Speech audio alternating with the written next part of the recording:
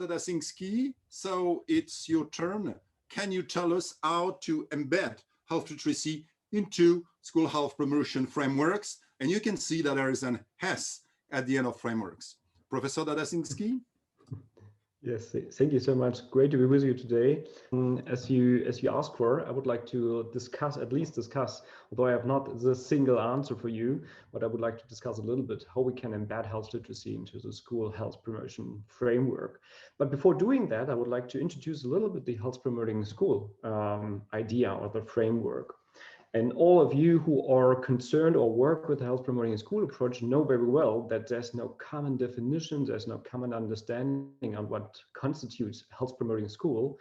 What we know at least is that health promoting schools are very complex interventions as they move beyond individual behavior and also include organizational change, for example, through strengthening the physical and social environment by including interpersonal relationships, school management policy structures, or teaching learning conditions. So you see, it's very, very complex when we do that. It's not just a single one measure that leads to a certain outcome. It's a whole bunch of complex array of measures that we do within the health promoting school approach.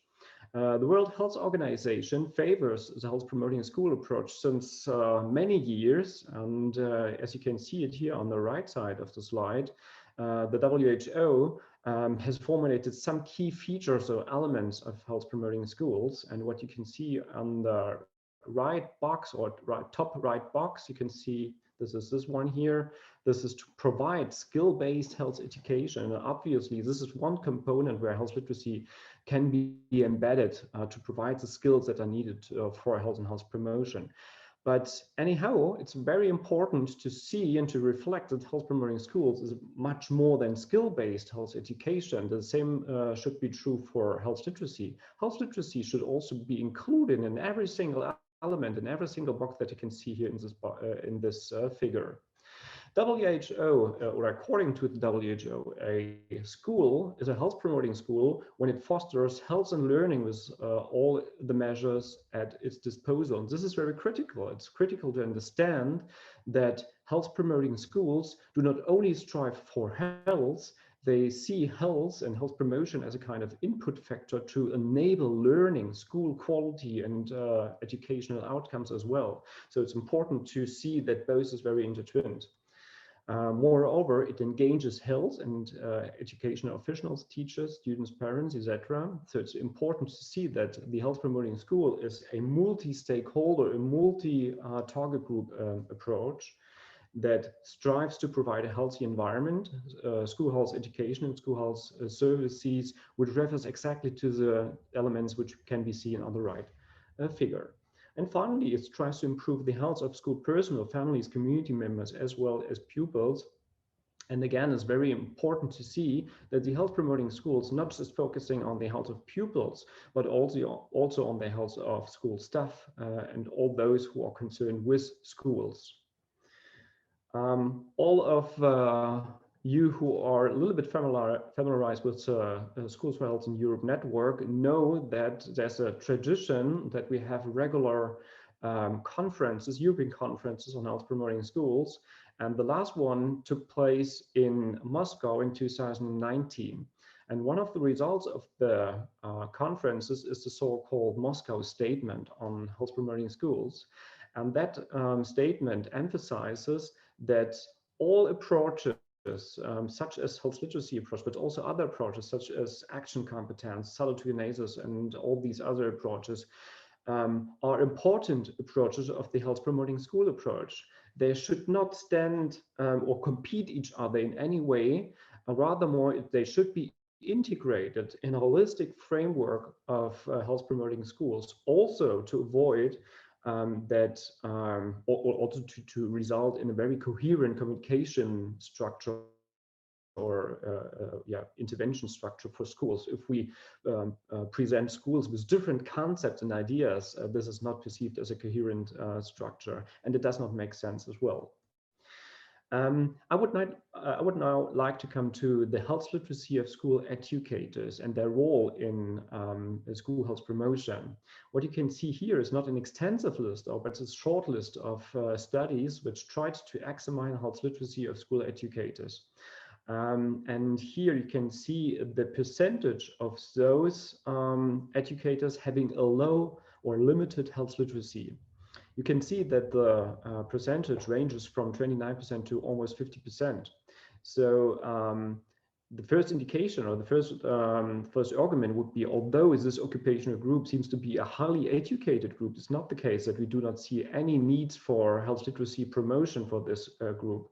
You see the variance is quite high, and we cannot directly compare all these different results because they focus on pre-service teachers, on school principals, and they use different instruments. However, it seems a little bit that males or male educators have a lower health literacy, and the same could be observed for those who are a little bit younger. And based on our study that we conducted with school principals, which is the last one here on this figure, we could find out that most difficulties, we could identify most difficulties for assessing the reliability of health information and in finding information how to manage mental health problems for school principals. And interestingly, there are significant associations of health literacy with mental health and health promoting school implementation. This would be the next slide. This is based on our study that we conducted here in Germany with school principals. What you see here is we differentiated, or we did a stratified analysis for those having a limited health literacy and those having a sufficient health literacy. And you see that those reporting a limited health literacy also having a lower mental health status for well-being, health complaints, and emotional exhaustion.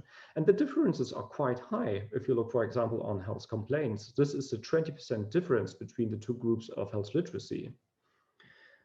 Another argument that I would like to bring in is that there is a relationship between health literacy, in that case again of school principals, and the level of health promoting school implementation. We asked school principals to indicate whether certain elements of the health promoting schools are in place in their school. And what we could find out is that those school principals having a limited health literacy also tend to say more often or to report more often a low level of health promoting implementation. This is an argument to say that health literacy is very much associated with holistic approaches on school health promotion. So when we did some stratified analysis, we could see that this is particularly true for male principals. And we could also see that other variables or other factors, such as health promoting school competencies and attitudes, also serve as strong predictors for health promoting school implementation.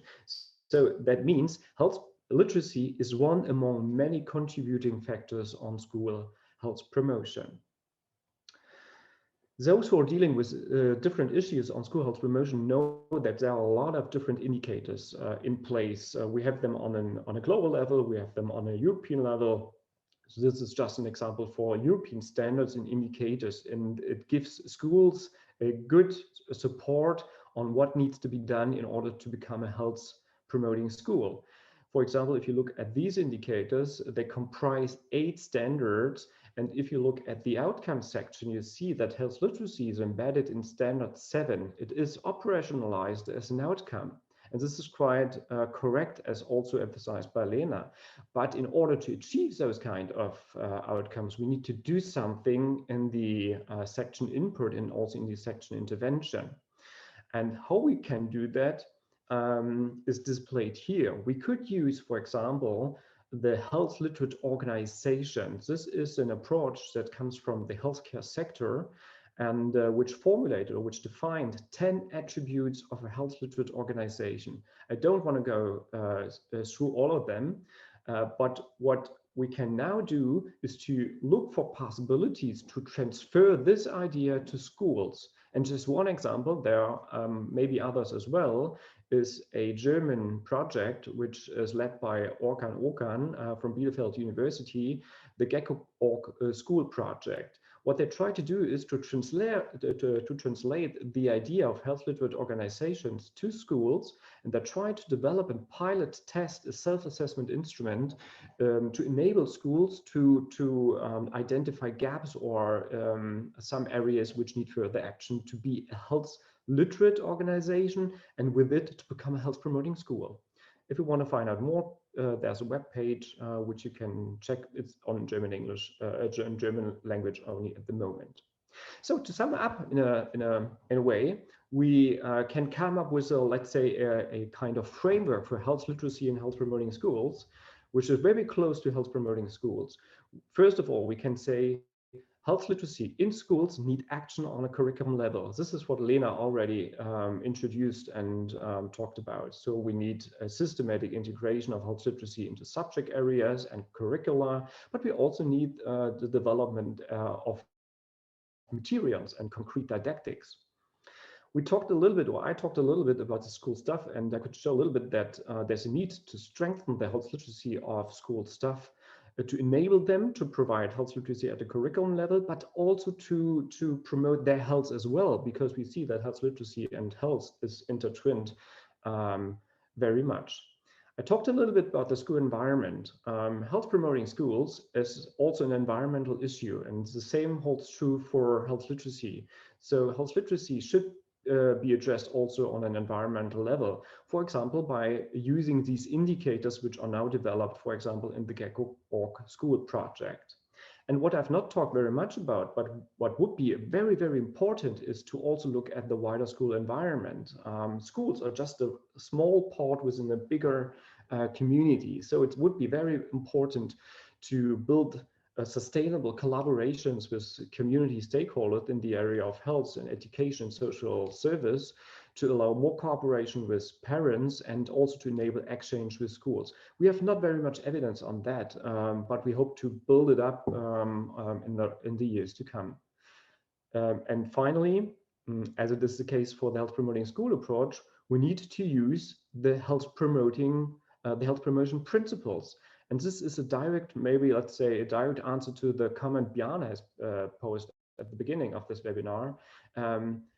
I think we should see this as a possibility. Health literacy is not about problems and how we can overcome problems. This is also part of that, of course, but we want to include it as in a positive concept. We want to address health literacy in a very positive way by focusing on participation, on equity and inclusion, and on empowerment. Thank you. Thank you very much, Kevin Dadaczynski.